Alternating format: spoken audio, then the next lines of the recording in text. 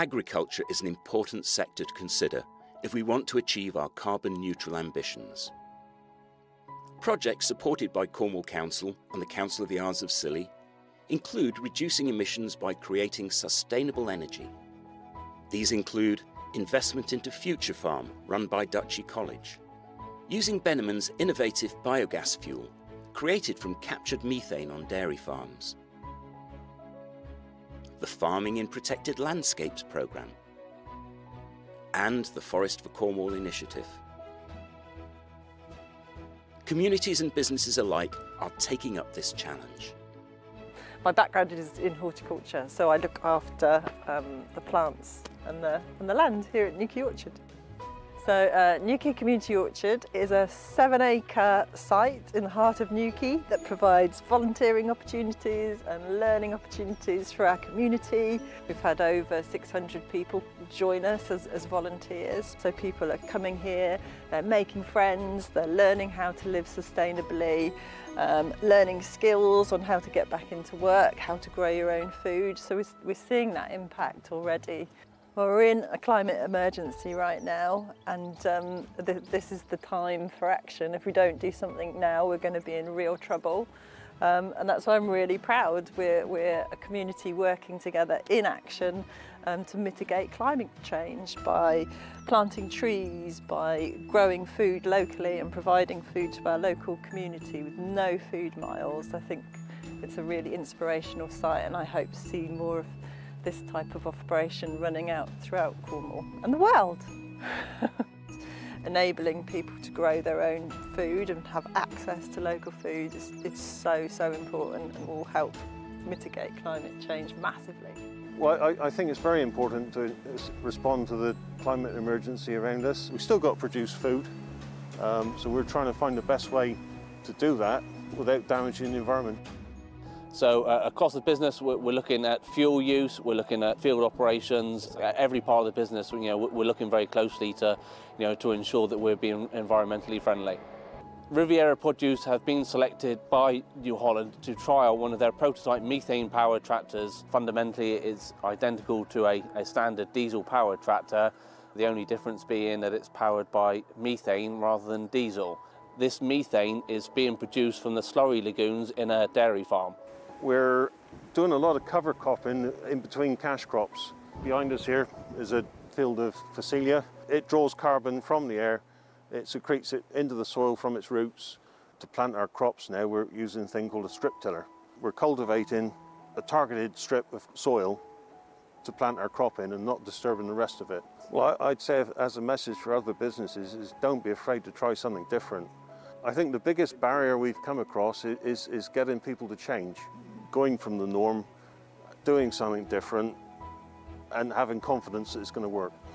We want to make sure that we pass this on to future generations so that we leave the planet in a better place than how we found it. Here on the farm, we're actually net negative, so we're actually absorbing more carbon than we emit. So we're really paying attention to our soils, sequestering carbon in the soils, carbon in the biomass of the hedges and the woodland. I really encourage everybody to eat less meat and dairy, eat more fruit and veg, care about how it's grown and where it's from, especially locally grown. Switch to 100% renewable electricity supply. That's really easy, makes a big impact. So it's absolutely imperative that everybody takes their responsibility. People, businesses, communities, governments, society, all over the world.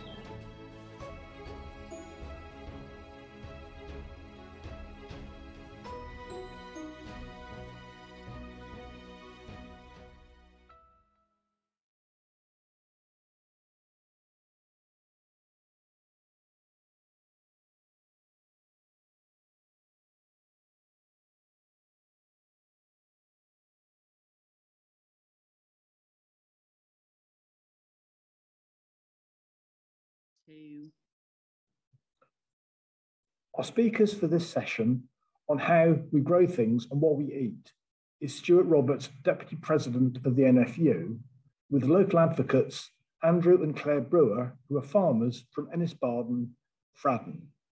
So Stuart, if you'd like to put your camera on and give us your talk. Thank you very much, and it's a real pleasure to join you this morning on what is a fascinating topic. As it happens, literally the very minute I finish this call, I need to jump on a train to get up to Glasgow for COP26 to see what's really happening firsthand. But most importantly for me, to discuss the role that farmers play when it comes to climate change. I'm really impressed, actually, that the Cornish Council and the Council of the Scilly Isles have taken on this challenge today. I think too many councils, I might be being flippant, but too many councils declared climate emergencies, but then didn't really backfill that with actions, with advocacy, with support. And I see this morning as very much empowering people in your part of the world to look at what actions can they take, whether that be actions as individuals, actions of groups, how their buying choices can influence climate change, and how their actions can. And I want to talk in particular about the role that farming has. And for me, climate change is the biggest issue we all face. It is probably the biggest issue that farming faces for a number of reasons. The first one is farmers will be the people who are at the forefront of the impacts of climate change. You've only got to look at the extreme weather events that we have all suffered from in the last few years, whether that be droughts, whether that be floods, whether that be periods of extreme heat or it's periods of extreme cold. It is farming businesses who are absolutely at the forefront of dealing with the impacts of climate change. Somebody did joke to me once before that actually the challenge with farming is we can't pick up our office and move it inside or move it elsewhere. Our office, our factory is the countryside where those climate change impacts are most felt. But I also fundamentally believe that farmers are part of the solution. Too often we talk about farming causing climate change. And I want to dispel some of those challenges today and talk about how farmers up and down the country and across the Isles of Scilly and across Cornwall are tackling it. And it's fantastic this morning that we've got Andrew and Claire joining us shortly to talk about what they're doing on their farm, which is replicated in lots of other places around the country, to not just deal with climate change, but to change the way we're farming, to actually do our bit as part of the solution. Now, when the National Farmers Union came out with our net zero aspiration nearly 3 years ago now, many in the farming community and other communities thought that it wasn't achievable, thought that we couldn't do it, wondered why on earth we were placing ourselves at the heart of the climate change debate. And there were a number of skeptics at the time. Certainly I remember many farmers saying to me, why on earth are we getting involved with this? We cannot achieve net zero by 2040. And actually, it's been a really interesting journey over the last 3 years. What I now see is a society who expect us, and rightly expect us, to deal with climate change and play our part.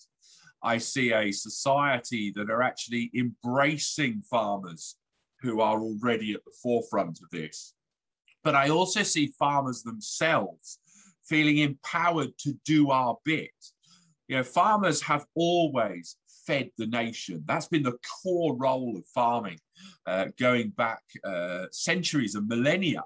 You know, ultimately farmers were put on the earth to feed an urbanized population that can't feed itself. But what we're now seeing is farmers are feeding us, but we're also doing it at the same time as addressing climate change. And I think it's very interesting. Farms going forward will be multi-dimensional. They always have been, I think. Certainly when I look back over my time in farming, we have always done our bit for food and for the environment. But going forward, it will be ever more multi-dimensional. Farms will be places where we store carbon, where we produce energy, where we enhance biodiversity, where we protect both the quality and the volumes of water and produce food. And that, for me, has got to be one of the most exciting roles going forward. Why would you not want to be a farmer in that period of change, in that period where farmers have got all those challenges and all those opportunities? But we also need to address some real failings when it comes to how farming is seen. I hear way too often that actually farming is the cause of climate change. I am sure today during your discussions, the issue of meat consumption will come up. I'm told time and again, just stop eating meat and that will solve climate change. It fundamentally misunderstands the role that livestock have, and particularly in your part of the world, which is a grass-based production system. We're not just producing meat. That grass is also sequestering carbon. I hear politicians, I heard some last week up in Glasgow, getting very excited about technologies that will strip CO2 out of the atmosphere and lock it away. The reality is farmers have been doing that for centuries. It's called photosynthesis. It may not be as sexy and as exciting as technology that you put up a chimney, but it is absolutely a fantastic and fundamental part of how we will address climate change. And farming is complicated. Biology is complicated, but we have got some of the real solutions. And when I look at different production systems, when I look at how we do trade deals around the world, these will be important things. So beef is not beef is not beef. Different production systems give very different impacts. So for example, in this country, the carbon footprint of a kilo of beef is half that of the global average. And it is a quarter of that of some intensive feedlot production systems elsewhere in the world. So the councillor at the start of this session, or actually it was on a video I saw he recorded the other day on some of this, has looked at his buying choices. And Councillor Alvey, I'd like to congratulate you. You're looking at where your food's coming from. You're buying local. You're looking to source sustainable food, because we have in this country got some of the most climate-friendly food on the planet. And where better to grow grass than down in Cornwall and the Scilly Isles. But there's a lot more going on in farming as well. It's not just that grass story, although that is at the heart of a lot of it. It's also about how we ourselves will invest in technologies, how we will improve our productivity, and we need to. We're not there yet. There's much more we can do, whether that be on nutrition for animals or crops, whether that be on the genetics we use, whether that be on other technologies, housing, animal health and welfare to improve animals. But just to put that in context, there are 276 million dairy animals on the planet, every single one of them producing milk for human beings. If they were all as efficient as a UK dairy cow, and we're going to meet some dairy farmers shortly, if all of them were as efficient as UK production, you'd only need 73 million. You could take 200 million cows off the planet and still produce the same amount of production. So we're doing a good job, and do not let anyone fool you into thinking UK farmers aren't. But there's much more we can do when it comes to efficiency, to animal health, to genetics, as I touched on. We also need to get better at how we approach our soils, how we care for our soils. And there's lots and lots of work going on in this area. The other area I wanted to touch on, and it's an area that gets talked a lot about, is trees. If you remember back to the last general election, we got into a bidding war about the number of trees the different governments were going to plant. And trees will be important. Trees have always been important. They are key in terms of that sequestration story I touched on. But we've got to make sure that we put the right tree in the right place. and that tree is looked after. And going forward, farmers will play a role in that, but it's alongside those other issues. It isn't, for me, trees or food. It's about how do we integrate them into one system that values climate change, that values biodiversity, that values water and values food. And for me, one of the things that gets missed, one of the things that isn't seen as important in this area, and certainly isn't seen as sexy in this area, but I think is absolutely critical to climate change going forward, is hedgerows. Not only are hedgerows in the UK and the West Country an absolutely iconic part of the landscape, they are critical in terms of that balance. They're sequestering huge amounts of carbon, but at the same time, they are our field boundaries. They've got that dual purpose. But we need to look at how we manage our hedgerows by slightly enhancing the bulk and the mass of our hedgerows. We can easily add 10 or 20% to the sequestration in that hedgerow without having a knock-on impact on climate change, on production. These are the small things that we can do on individual farms. And I want every farmer to feel as though one of the outputs they're producing is a positive contribution to climate change.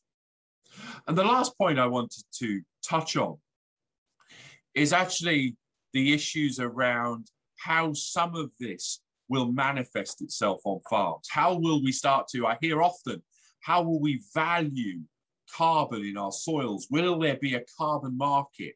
And there's a hugely complicated area around all of this. And for me, when we look at things like energy production, how we start to look at these different dimensions of a farming business will be very complicated. But at its very heart, it's just about doing the right thing. Every single citizen in this country has got to do the right thing if we're to turn this around. Arguably, everyone in the world has to do this right thing. But let's not try and change the world yet. Let's try and control what we can control ourselves as human beings. So I would encourage people to look at where their food comes from, to look at how it was produced. That's really important. When it comes to ruminant animals, it's not the cow, it's the how. So what was that production system? Was that using cellulose, or was it using products from deforested parts of the world with very valuable biodiversity? But also, what can we as farmers do? And every single farmer I know these days is looking to do their bit. And what could be more exciting than us playing our role in the climate change crisis and actually delivering for everyone, which is why I see that farmers are absolutely part of the solution to climate change, not part of the problem. And I'm delighted to welcome today two farmers who absolutely epitomise this, Andrew and Claire Brewer, who are down in Cornwall, living this day in, day out. They've got some really exciting things to talk to us about this morning. And I'd like to welcome them if they could turn their camera on, if they could join me. I know these guys are just as enthusiastic, if not more enthusiastic than me when it comes to climate change. And I'm delighted that they can welcome us. So morning, Claire, morning, Andrew. Morning, and Stuart, first of all, thank you ever so much for such an insightful talk, really, really thought-provoking. Just for the next 15 minutes now, I'm going to invite Stuart, Claire and Andrew to have a conversation around farming and the different perspectives from the NFU and an active farming couple down here in Cornwall. After that 15 minutes, what we will do then is to go into a Q&A session where I'll be picking up questions from the audience chat, which perhaps you'll be able to help answer. And I'll turn my mic and camera off now and leave it to you for the next quarter of an hour. Thank you, Martin. This is where we need to be slightly careful that we don't just end up with three farmers sitting here talking to each other about farming, which we always do. But first of all, guys, and And I'm lucky. I got an insight into your business last week, so I'm one step ahead of everyone else. Could you just give us a little bit of an overview as to your business down there, what you're up to, and then maybe we can get into some more specifics about what you're doing to bring to life some of what I touched on your farm and climate change. So you guys introduce your own business. Yeah, so we're farming in Mid Cornwall. We have just over 400 dairy cows, and they are grazed every day of the year, so they go out. We also, all of the dairy cattle will have a calf each year, and we rear all of those, and they will either end up as beef in the so the beef sector, or they will end up in the dairy herd. We also have diversified and run a fish and chip shop in the village, the Port and Starboard, and we use beef from that for the burgers. We are a family-run farm, and we also employ staff, and we have, prior to COVID, we would have over 500 children visit the farm annually. That's fantastic. Look, I just before doing this, I really enjoy having the next generation on my farm as well. It's great having school children out on farm, and I think it's something we probably all miss. Just before doing this, I've got now involved in an online farm talk, so I take kids around the farm, and I was doing some school children this morning who actually, these were 7 and 8 year olds who are really interested in what I've got to say at COP. So they got a teacher that's well taught them. One of the things I really wanted to pick up with you guys is the net zero project that you've been involved with, which I think has got some lottery funding behind it, hasn't it? Can you just tell us a little bit about that, Andrew? Yes, it's a 5-year project, which is great in the research world to have a project that long. So we're basically aiming to get to net zero on the farm ourselves. So we're undertaking studies on our grazing management, on our soil structures, using cover crops and monitoring that soil carbon that we're using, or we're either sequestering. We actually partner with some other farmers growing cabbages and potatoes, so we will be monitoring to see, if everybody's chips actually do take carbon out of the soil. We can see how fast that we can rebuild them. Also, we're looking at animal efficiency as well. We're monitoring between multi-species swards, which is basically using herbs within the pastures to alter the cows' rumination and hence then methane emissions. So we're monitoring that as well. So it's there is a very strong intrinsic link between climate emissions, or your carbon emissions, and farm profitability. So, if we can do small increments, changing a few things, it actually helps our baseline profitability and then hence our sustainability going forward as well, because it's very hard to be green if you're farming in the red. That's a classic phrase that's been used for many years, and you're absolutely right. I think Andrew, one of the things for me and Claire that quite often I've been told, when we started talking about climate change and we started talking about being more green, using your language, I was quite often told I can't afford to do that.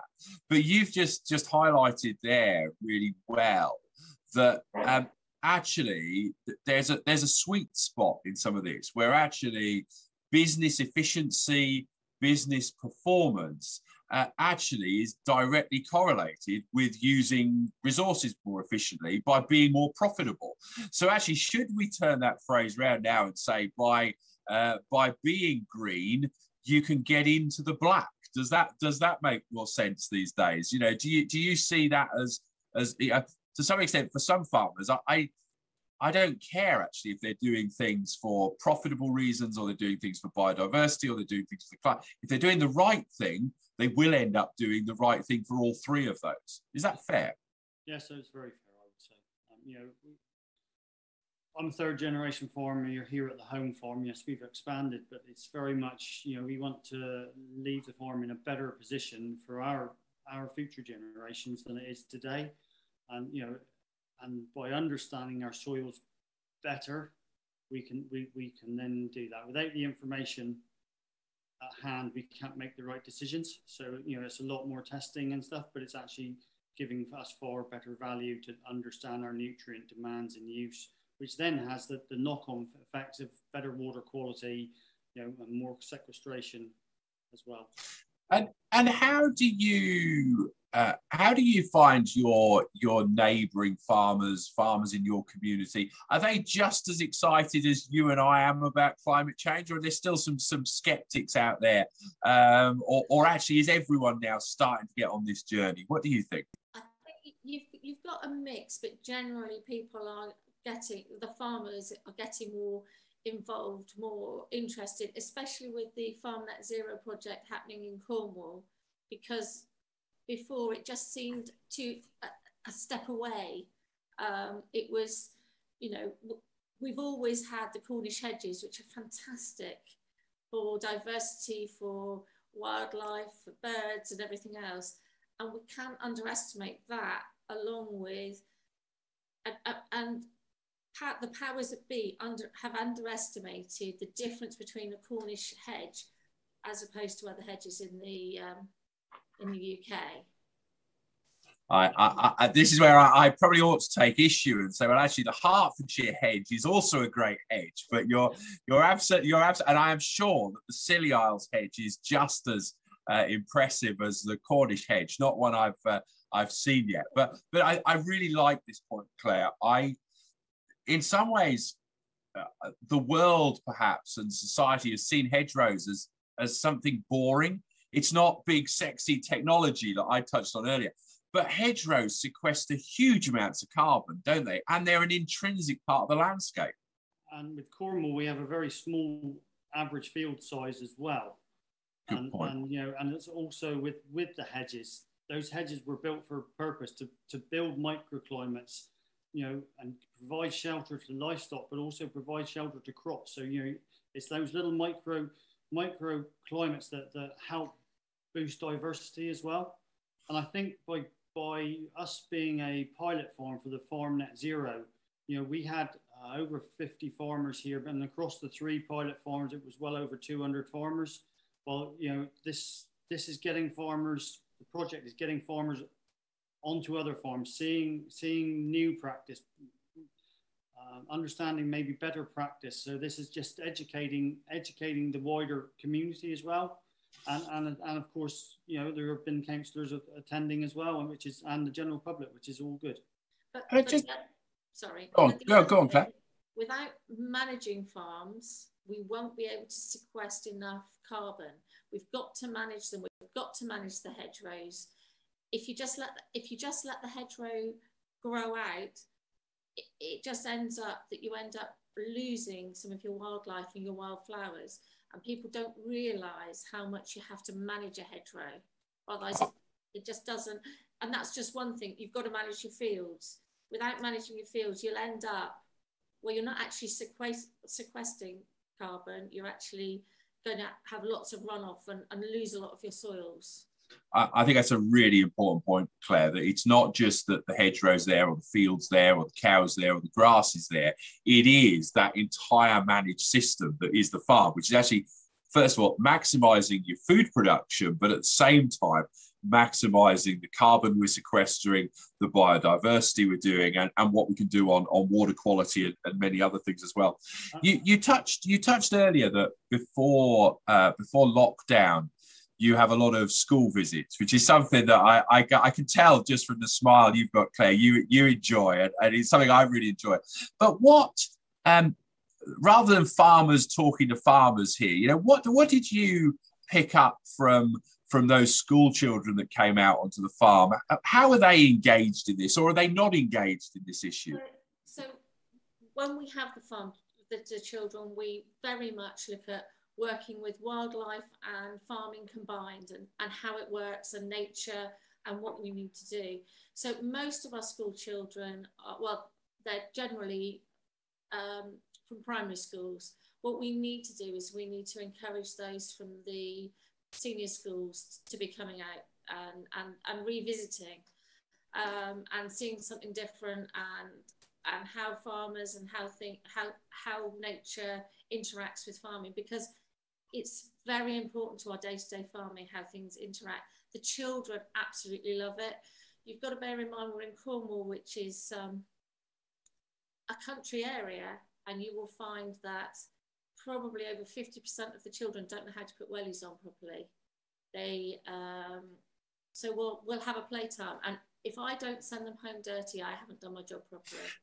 That's a great phrase, Claire. I'm gonna remember that one when I've next got the visit here. Now look, we probably ought to pass back to Councillor Avey for a bit of wider Q&A. This when we get the awkward questions rather than the ones that farmers ask each other. So, Councillor, can I also though, before I pass back to you, can I make a huge apology? And that is, I know this morning I am looking decidedly scruffy. And that is because I have my arm in a sling, because I followed your advice, Councillor. I myself went and bought an electric bike, and I decided to go slightly off-road with it and smashed up my collarbone. So hence the reason I'm not looking as immaculate as you are, but we're both doing our bit with our electric bikes. And are they not a game changer, certainly down here in hilly Cornwall? Well, in flat Hertfordshire, they basically just make me decidedly lazy, but they are a game changer. You're absolutely right. Thanks, Stuart, and thanks, Claire and Andrew. We'll get on to some questions from the audience in a moment.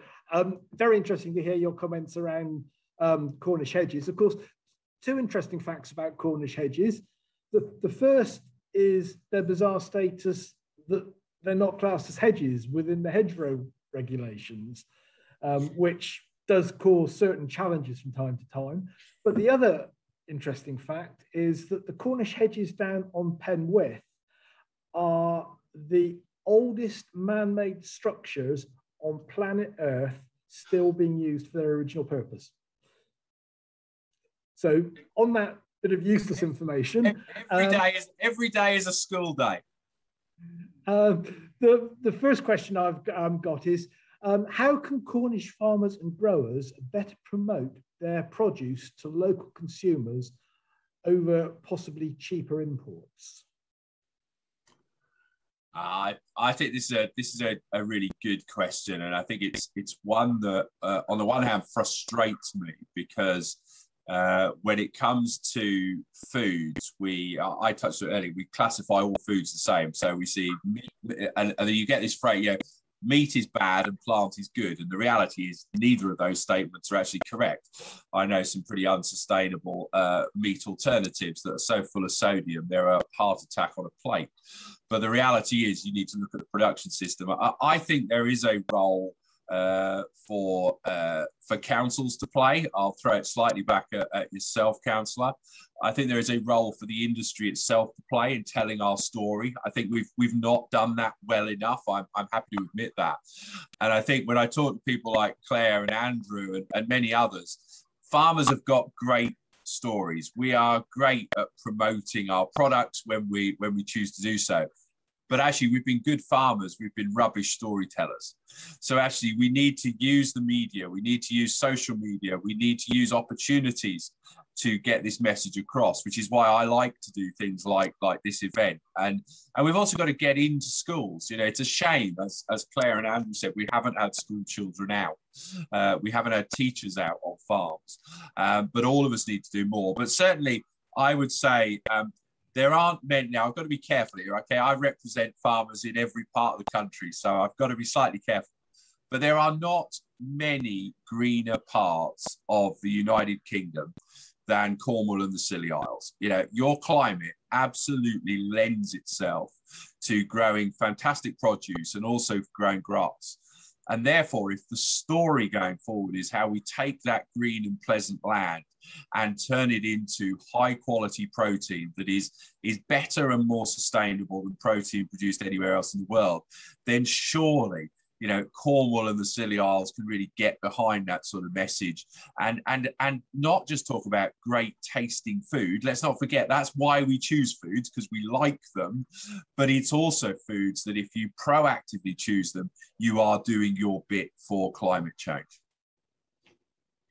I I've got a question here from St Ives School. It's great that we've got school listening in on today's event. Will we have access to the same varieties of food in the future? I think for climate change, we need to be looking at purchasing seasonal vegetables and seasonal fruits. We've imported fruits and vegetables, and I think we will continue to do so. But I think if we were looking purely at the climate, we need to be looking more at having strawberries in the right season, having, you know, apples will store most of the year round. But there are some things like your soft fruits, they really ought to still be seasonal. You know, your carrots, your everything else, they still have seasons. And I think we need to go back to when I was a child, where you only had things in the season, and you had bananas and you had oranges, but you had them at Christmas. You had them not as much. But I'm not saying you shouldn't, because I think it's great. We will still have variety, but I think we need to also look at buying seasonal. And I think for me, when I look at the question, will we have access to the same variety of foods in the future? I think absolutely we will. I think with climate change, we may grow different foods in different parts of the planet going forward. I think that is possible. You look at, particularly in my part of the world, you look at the number of vines that are now being grown around the southeast of England that didn't exist, and of course in the Camel Valley. Before I forget, who've been doing it for a number of years brilliantly. So I think there will. I think that the reality is, so long as we have got farmers who are doing that role of looking after biodiversity, enhancing the landscape, looking at their soils, producing foods, we will have that variety. But ultimately, it will depend on the consumer, because if the consumer wants that food and wants it produced in certain ways, then that is what farmers and the food industry will ultimately respond to. And I think Claire makes a really good point. We have forgotten the seasonality bit. We've forgotten when foods are in season and not. And I think she's absolutely right. I think we will see a slight return to that. I think one of the things we've seen off the back of lockdown is one of the things people could do is they could cook. They could spend more time cooking. They could be more interested in food and more interested in the countryside. We've seen more people in the countryside. So I think actually we would possibly see a return. And maybe that might mean not that you have access to the same variety of food, but arguably you have greater variety of food. I think as well, it's, you know, as a consumer, worldwide consumer, you know, it's a fact that really has been lost on the general public, is that from today until 2050, we have to produce more food than has been produced to date since history began, because of the growing population. So, you know, a lot of regenerative and making these soils work better, rather than rewilding, we need to be looking at actually sustainable regenerative production going forward, because of the growing population worldwide. You know, there's a lot of people hungry in this world, and it's not right that we have strawberries all year round when others are starving. This next question actually goes away from food, and the questioner asks, is the reintroduction of smaller fields, hedge breaks, etc., to help manage surface water to mitigate the existing flood risk being pursued by farmers and land managers? So look, I'm not going to suggest you make Cornish fields any smaller. I think they're already on the small side, shall we say, and Claire and Adam highlighted that, and actually some of the history of that was very interesting. Certainly what we are seeing is a lot of new practices coming in that will address flood mitigation. So certainly in my part of the world, how we now cultivate our soils or don't cultivate our soils is making a difference. For me, the issue of water is probably the most important one going forward. It is how climate change will first manifest itself in this country. It will either be too much or too little. And it's an area we need to continue to invest in, both in the technology and the engineering, but also in the nature-based solutions. And yeah, it's not necessarily about field sizes, but it is about what we do inside those fields to mitigate flood, but also to hold on to water when water is available as well. It's both of those parts. Thank you. The next question is, how do we communicate to consumers that buying meat produce, etc., from outside the UK runs the risk of offshoring carbon emissions? So this I spend a very large proportion of my time doing, clearly not well enough. We need to do much more. And actually, the minute I don't think we need to communicate this more is the minute you need to get rid of me and get somebody else to do it, because we can never communicate enough here. But things like Red Tractor, buying Red Tractor is one, buying British is another. But we have a role to play in getting that message across to consumers that actually by buying British, you're not only buying fantastic produce from people like Andrew and Claire and myself and many other farmers, you're also contributing to a number of other outcomes. And the climate change one is a classic. But we do also need to, and I think actually we did quite successfully. We had 1 million people sign a petition that British Farming ran 18 months ago on this exact point of offshoring. Because it's very easy to import cheap product from somewhere else in the world and not understand what the production systems are that sit behind it. So the fact that we very responsibly use antibiotics in this country, not the case everywhere in the world. We don't deforest areas to have livestock, not the case elsewhere in the world. And I think actually consumers today are already much more aware of this. We need to continue to do it, and we've been doing work with many newspapers and many others. But it's also about, as Claire said, it's about getting into schools. It's about people understanding that. It's about events like this. And ultimately, it's about people understanding that if they buy British, if they buy local, and you did a great video on this the other day, Martin, if you do buy local, if you do buy British, if you do know the production system that was used, you know the farmer that sits behind it, you are absolutely buying into a set of values that are helping you address the climate. If you buy anonymous product that could have come from anywhere in the world, that you don't know the production system behind it, you could well be contributing to biodiversity loss, to water quality failure, and to climate change in negative. Thanks, Stuart. We also need to be educating through schools, but also we need to educate the teachers first. And I think that there needs to be something within the education system that allows for that, because at the moment, everything is so driven by the exams and everything at the end that schools don't actually have the time to do the visits. Thanks.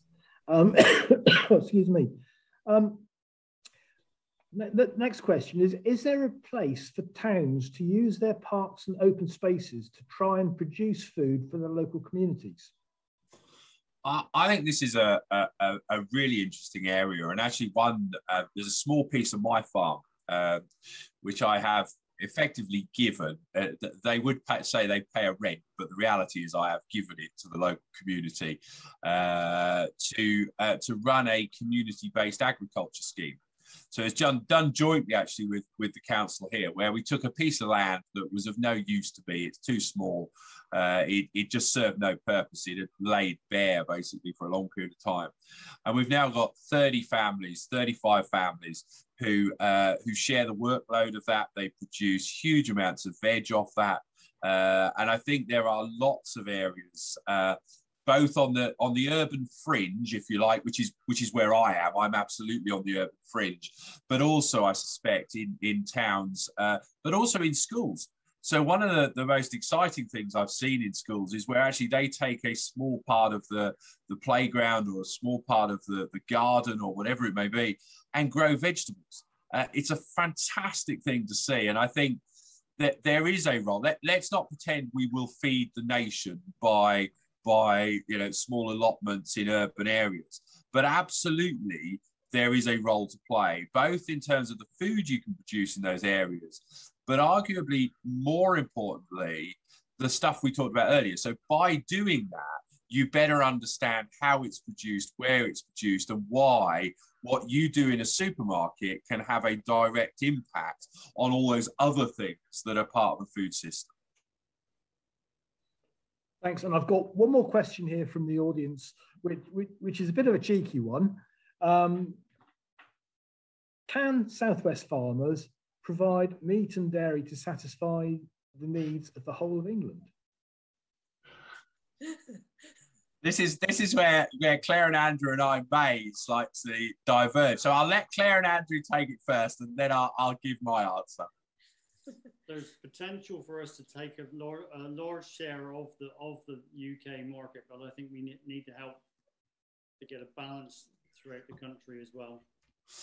And for me, look, we need farmers in every part of the UK, and farmers in every part of the UK arguably are doing it better than farmers anywhere else in the world.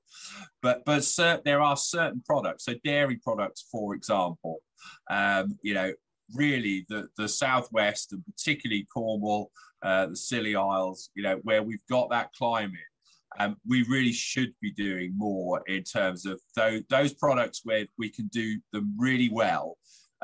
Cornwall and the Scilly Isles should be doing more of the heavy lifting. And in my part of the world, this is where we grow a lot of wheat. Now, there are arable farmers in your part of the world, there's some very good ones, but certainly when it comes to certain products, and let's take daffodils and clotted cream, Cornwall can certainly do more than its fair share in terms of feeding the rest of the country those two products, and many others, because I've now upset every farmer in your part of the world who's not a dairy farmer or a daffodil farmer. But the reality is you've got some great businesses down there who are absolutely living what I talk about. So I'll do the sales pitch on why we're part of the solution, but it's people like Claire and Andrew and many, many others across the two areas that are actually doing the work day to day, and they are the ones who are making a difference and ultimately helping you, Martin, in delivering against the declared climate change emergency.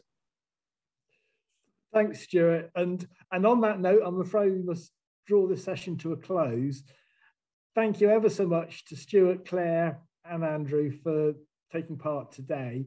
We'll be taking a brief break now and coming back online at 11:30. And on this stream that you're currently in, the next session is going to be adaptation and mitigation of energy. So on that note, thank you all very much. And for those that are joining this stream later, we'll see you at past.